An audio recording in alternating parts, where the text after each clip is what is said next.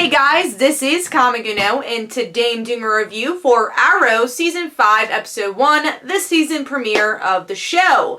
I can't believe it's been 5 years since I've been reviewing this show. It's pretty crazy. But let's start talking about this episode, where this episode, Oliver has a lot of optimism for a change, where he thinks his whole team is going to come back. It's like, alright, Diggle took his break, Thea took hers, Felicity's still here, very distant as you can tell, honestly, in the show though, and he's like, yeah, we're gonna do this, and he ends up being kidnapped. Thea saves him, and he's really optimistic. It's like, yeah, Thea's joining the team again. She's like, no, you just killed those people, and I'm trying to figure out my own life right now, and I don't know if being a vigilante is part of that. So she puts down the hood once again, and then Oliver decides, all right, I gotta recruit some people.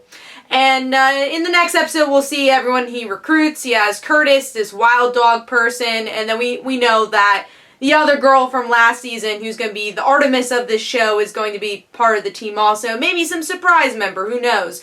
But that's going to be next episode. But then we do meet, in the end of this episode, the new Archer, who is very much like Malcolm Merlyn in the mysteriousness of Season 1 of Arrow, bringing it to Season 5, and kills one of the cops that Oliver hires. And then there's also a cliffhanger with Felicity that she has a new man. So I don't know what fandom they were trying to please in this episode, but yeah.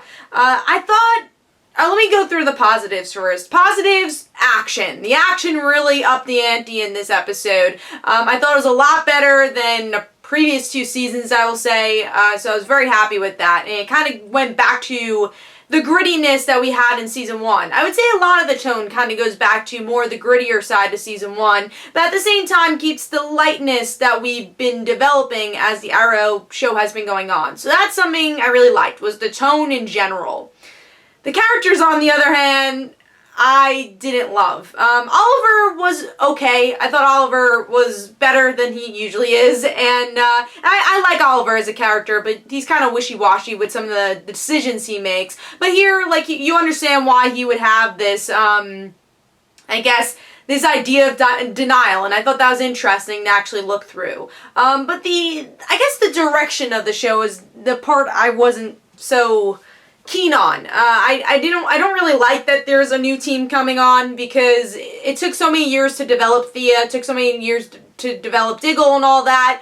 So why do we need another team? And these characters are still on the show. I don't know if I'll feel better, because I don't want to see Diggle and Thea off the show, but I would feel, I guess, understanding if, like, alright, they're written off the show, that's why we need these new people. But they're still on the show, they still have screen time, but they're just not going to be heroes. And I think that's weird. I mean, as the show goes on, we might see them as heroes. So I'll say for Diggle, we know he's getting a new helmet, so he's going to be on the team again. And that gives me a little hope for Thea, because in this episode, obviously she was the shining star in this episode for me personally.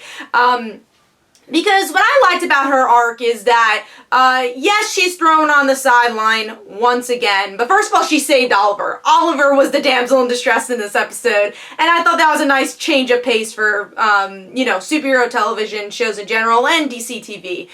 So I really liked that Thea was the one to save Oliver. I thought that was really cool, and then she does it pretty easily, but she makes the decision of saying, hey, I am in a good place now, but then she has a conversation with Quentin, where Quentin says, hey, life is not always going to be exactly what you want. So I'm hoping that Thea kind of figures out a way to be a hero with her own new morals. Like, she's learned from her mistakes, and I'm hoping that's what her season journey is, because I don't want her to give up being a vigilante, and I think that's something I didn't really like about this episode. Thank God we saw her as Speedy.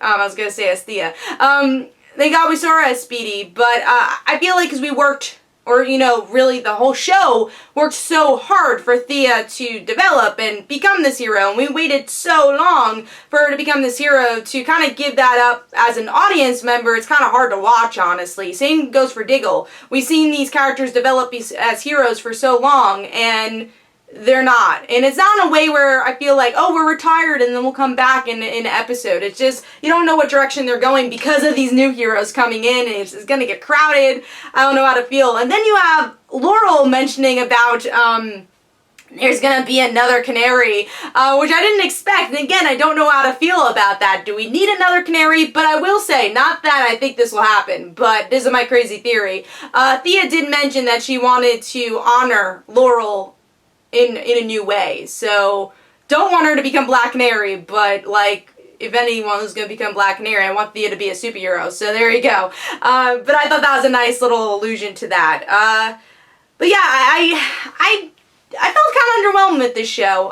Again, I think they've improved in some ways. I like the action. Again, the tone I enjoyed. The villain was very cartoony, though. Really had no personality at all and was just there to kidnap Oliver. And then the new villain feels like, I don't know if it's really an homage to season 1 or a copy of season 1. Obviously, we have to watch the whole season and see what type of villain this person's gonna be. But I don't really love when they recycle villains. I want to see new villains. But at the same time, that didn't really work for Arrow, so maybe they do have to go back to basics. So, yeah, again, I just felt underwhelmed with this episode, and it's 2 for 2. I felt underwhelmed with Flash too. So I don't know what direction these shows are going. I'm hoping Supergirl impresses me. I'm like, oh my god, edge of my seat, because I didn't get that with either Arrow or Flash. So let me know in the comments below, did you like the changes? Do you think Thea and Diggle will have a part after a couple of episodes? Let me know where you think the direction of the show's going and what you thought of the episode overall. So this is Comic Uno. Don't forget to follow me on Twitter. Don't forget to like my Facebook page. Also, description below, there are links for my comic book, Like Father, Like Daughter, and don't forget to like the Facebook page of Like Father, Like Daughter. And I'll see you guys later. Bye.